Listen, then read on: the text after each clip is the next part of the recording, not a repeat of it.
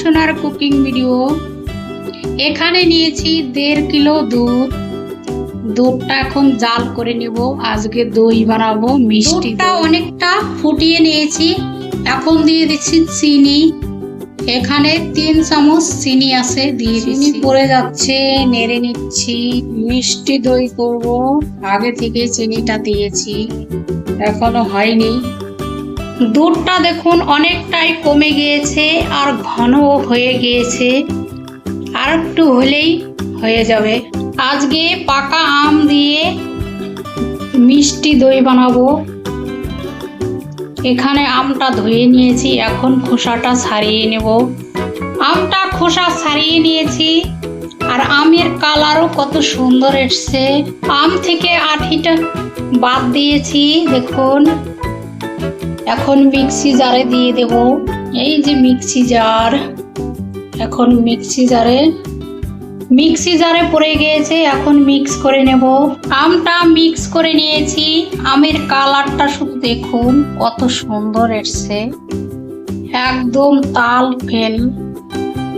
তালের মতো লাগতেছে দেখতে। দেখুন দুধটা জাল দিতে দিতে অনেকটাই কমে গিয়েছে আর ঘন হয়ে গিয়েছে। এখন আমটা দিয়ে নেব। এখানে দেখুন সেই মিক্স করে রাখা আম, এই পাকা আমটা এখন দিয়ে দেব।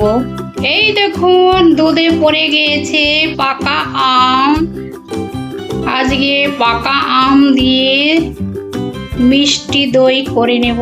দেখুন, এই দেখুন হয়ে গিয়েছে, এখন আমি নামিয়ে নেব।